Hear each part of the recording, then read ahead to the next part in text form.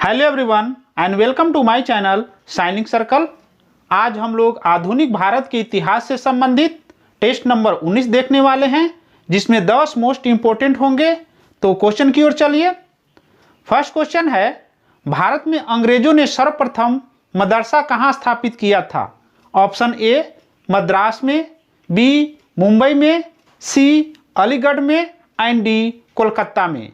भारत में अंग्रेजों ने सर्वप्रथम मदरसा कहाँ स्थापित किया था? इसका राइट आंसर हो जाएगा कोलकाता।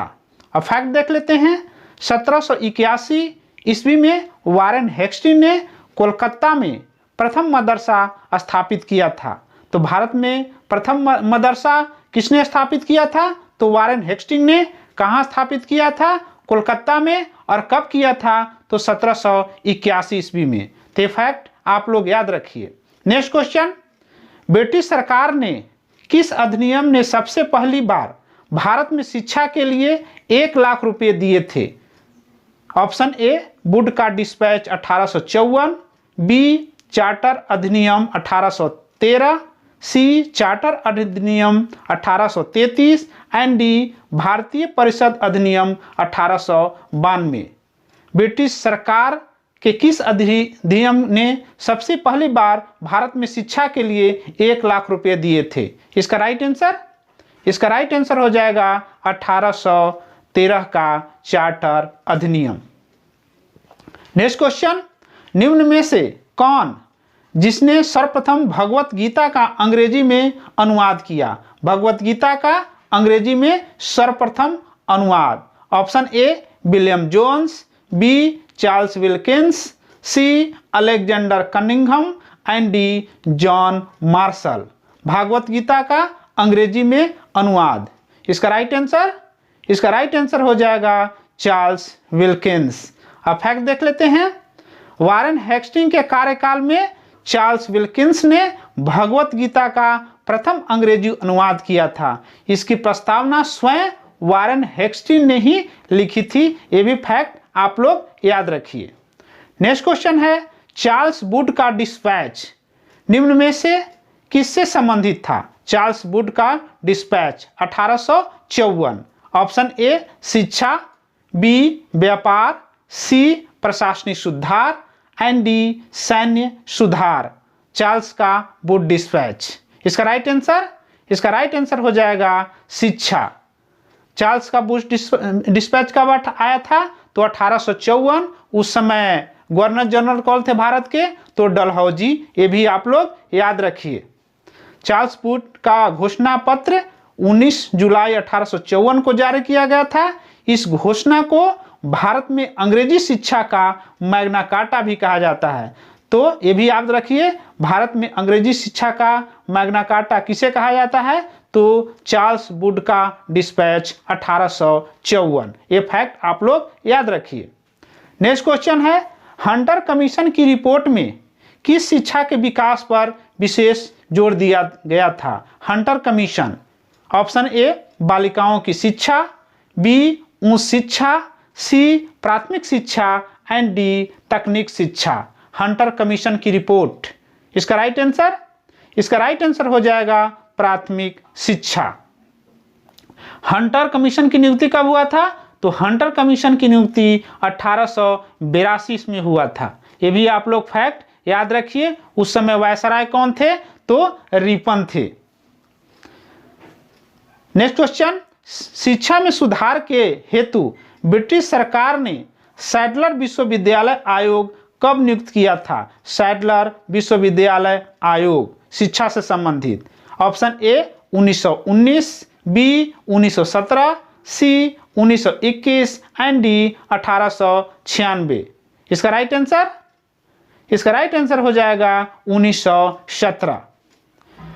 नेक्स्ट क्वेश्चन, भारत में आधुनिक शिक्षा प्रणाली की नींव किससे पड़ी थी?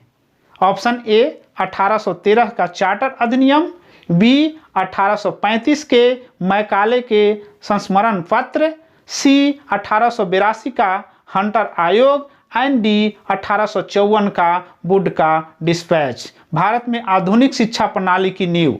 इसका राइट आंसर हो जाएगा 1935 के मैकाले का संस्करण, जिसने पाश्चात्य शिक्षा पद्धति पर जोर दिया, यानी कि अंग्रेजी शिक्षा। इसका सपोर्ट किसने किया था?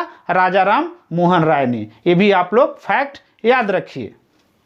नेक्स्ट क्वेश्चन, भारत की शैक्षणिक नीति में फिल्ट्रेशन थ्योरी के प्रतिपादक कौन थे?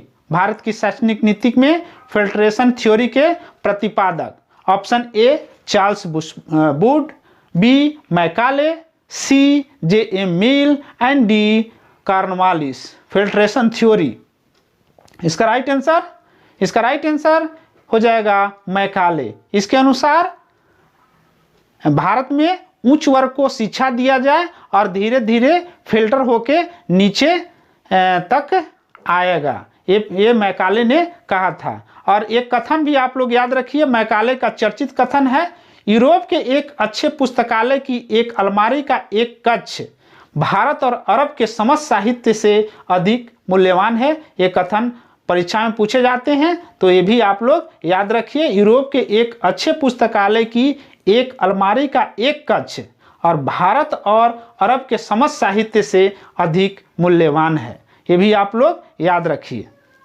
नेक्स्ट क्वेश्चन है, बनारस हिंदू विश्वविद्यालय का शिलान्यास निम्न में से किसने किया था? बनारस हिंदू विश्वविद्यालय, option A Madan Mohan Malaviya, B Raja Vibhuti Narayan Singh, C Lord Cornwallis and D Annie Besant. Banaras Hindu विश्वविद्यालय का शिलान्यास, इसका राइट आंसर हो जाएगा लॉर्ड हार्डिंग। और स्थापना किसने किया था बनारस हिंदू विश्वविद्यालय की स्थापना? तो मदन मोहन मालवीय जी ने किए थे 1916 ईस्वी में, ये भी आप लोग याद रखिए। नेक्स्ट क्वेश्चन है, डेविड हेयर एवं अलेक्जेंडर डफ के साथ मिलकर निम्न में से किसने कोलकाता में हिंदू कॉलेज की स्थापना किए थे? Option A William Derozio, B Raja Ram Mohan Roy, C Keshab Chandra Sen and D Ishwar Chandra Vidyasagar.